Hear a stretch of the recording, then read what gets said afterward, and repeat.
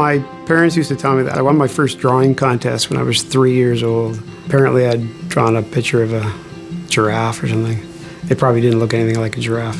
And I was always just trying to make things. I would be after school down at my dad's workshop, basically in the furnace room. But if I could find a piece of pipe and a piece of wood, I'd make something.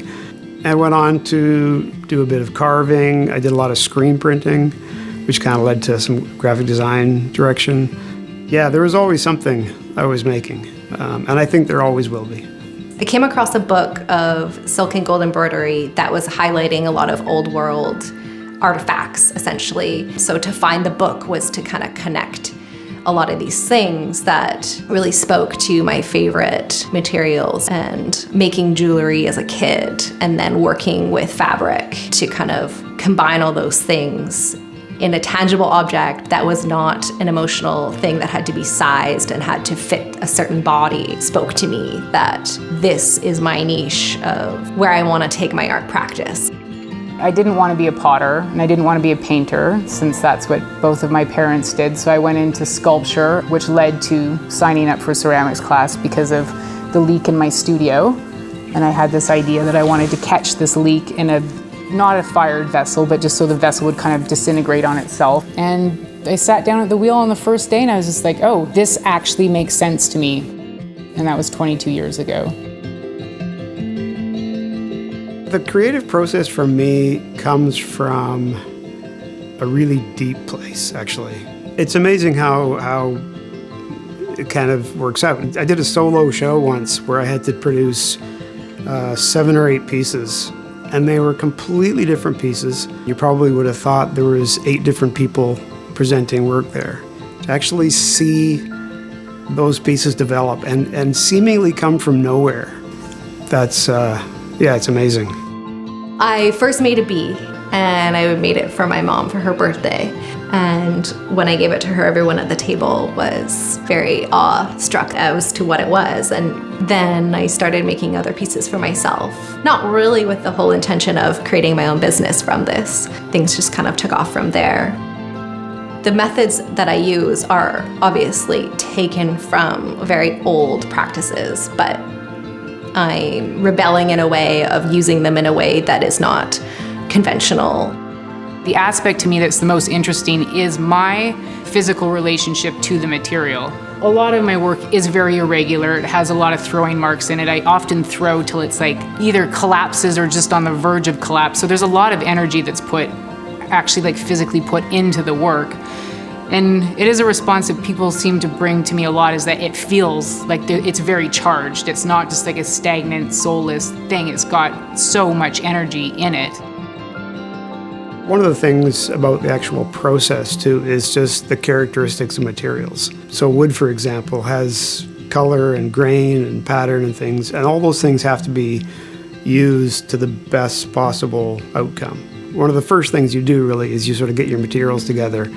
And as you're selecting the pieces of wood, what pieces could be where and how they're going to fit together, that's a lot of fun. That's actually kind of gets you going. I think in my mind, a lot of times people think of innovation as inventing something new instead of just reusing or reworking something that we already have. Through COVID, the supply chain got super disrupted. And I was often walking around and I would see construction sites and them pulling clay out of construction sites. And so I started asking, I was like, well, what happens to this material? And a lot of the time it has to get taken away, trucked away, disposed of. So I started just gathering basically a bucket here and there and started researching what it takes to fire this material. And having a material that you can use, that you can just get from your backyard, and then to be able to turn it into something that you can use on a daily basis is also very exciting. My 4th year at Emily Carr University, my grad project was to come up with a sustainable method for producing clothing in terms of just recycling and deconstructing and reconstructing clothing. And then I was fortunate enough to work in the industry in Vancouver, and then was able to fine-tune sort of my own zero waste applications with pattern design and sewing techniques, and making a range of objects that encompassed all of the scraps so that nothing was going to waste. And then just included all of those values in my current work. BC has always had a really strong artistic community. I think, growing up here, I always recall you sort of knew some of the big names. Certainly, I was very aware, growing up a little bit on Vancouver Island, a lot of the First Nations art was significant, and as a kid, I was inspired by that.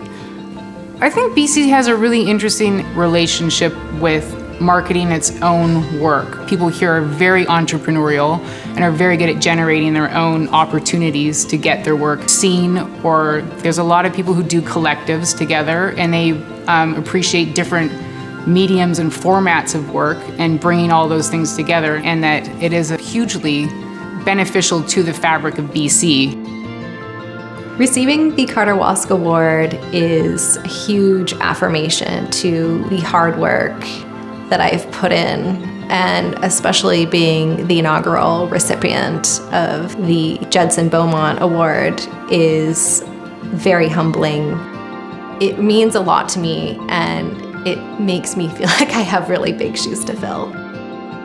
It's an honor to have been awarded this. I think I've always had some appreciation from my peers, but it's really nice to know that there's this sort of larger circle of people who are aware of the arts and aware of what people are doing, and recognize that, somehow I've, had a larger effect just outside my own personal work.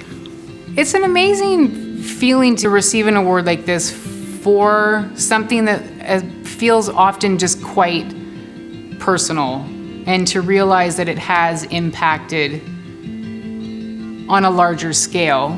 And I think for me, one of the most amazing things would for people to be inspired to pursue a career that's not necessarily the most guaranteed outcome, and that through perseverance and just a lot of passion, that I've made it to a place where I can support myself and support my family and be part of an active design community, which is very exciting. I feel very grateful. Yeah.